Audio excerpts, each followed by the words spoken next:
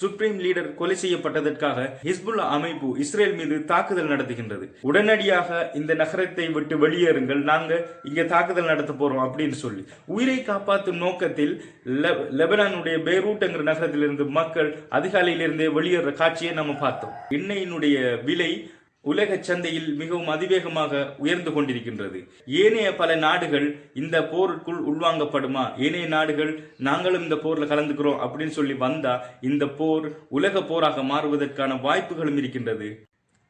உங்கள் அனைவர் மீதும் ஏக இறைவனின் சாந்தியும் சமாதானமும் உண்டாகட்டும் என்று பிரார்த்தித்தவனாக, ஈரான் அமெரிக்கா வார் 3ஆம் நாள் என்னென்ன மாற்றங்கள் உலகளாவிய ரீதியில் ஏற்பட்டிருக்கின்றது என்பதை சுருக்கமாக பார்க்கலாம். முதல்ல இந்த போரை அமெரிக்கா ஆரம்பிக்குது.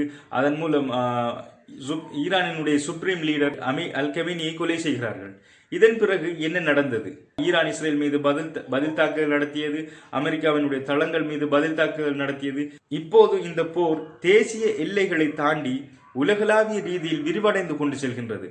உதாரணமாக, சுப்ரீம் லீடர் கொலை செய்யப்பட்டதற்காக ஹிஸ்புல்லா அமைப்பு இஸ்ரேல் மீது தாக்குதல் நடத்துகின்றது. இப்போ ஹிஸ்புல்லாவை பழிவாங்கணும் அப்படின்றதுக்காக இஸ்ரேலினுடைய தாக்குதல் லெபனானின் மீது தாக்குதல் நடத்தப்படுகின்றது. அதாவது லெபனானுடைய பெய்ரூட் என்கிற அந்த நகரத்தில் தாக்குதல் நடத்தப்படுகின்றது. பிறகு இஸ்ரேல் அதிரடியா எச்சரிக்கை கொண்ட லெபனான் மக்கள், அதாவது லெபனானில் உள்ள பெய்ரூட் என்கிற நகரில் இருக்கிற மக்களுக்கு எச்சரிக்கை ஒன்று விடுக்கப்படுகிறது. என்னன்னு சொன்னா, உடனடியாக இந்த நகரத்தை விட்டு வெளியேறுங்கள், நாங்க இங்க தாக்குதல் நடத்த போறோம் அப்படின்னு சொல்லி அந்த நேரத்தை நீங்க பாத்தீங்கன்னு சொன்னா அதிகாலை 5 மணிக்கு, அதாவது அந்த மக்கள் நோன்பு பிடிக்கிறதுக்காக கடைசி உணவு 5 மணிக்கு சாப்பிட்டு விட்டு அந்த நேரத்தில் வெளியாகியிருக்கிறார்கள்.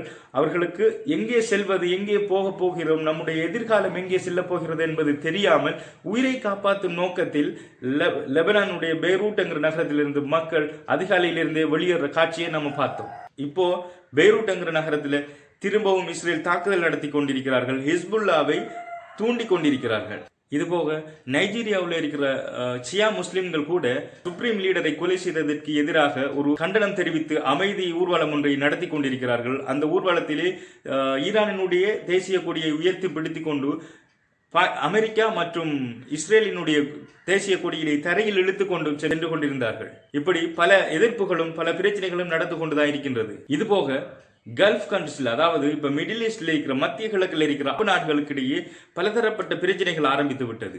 அதாவது இந்த அனைத்து நாடுகளும், அரபு நாடுகள் அனைத்தும் ஈரானுக்கு எதிராக இருக்கின்றதா என்று கேட்டால் உண்மையில் அந்த நாடுகள் ஈரானுக்கு எதிரான நாடு இல்லை.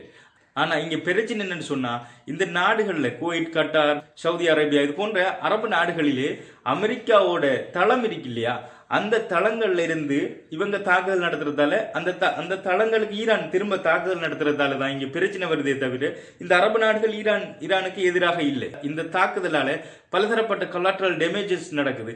அது போக சிவிலியன்ஸ் நிறைய பேர், அதாவது பொதுமக்கள் நிறைய பேர் கொல்லப்படுகிறார்கள்.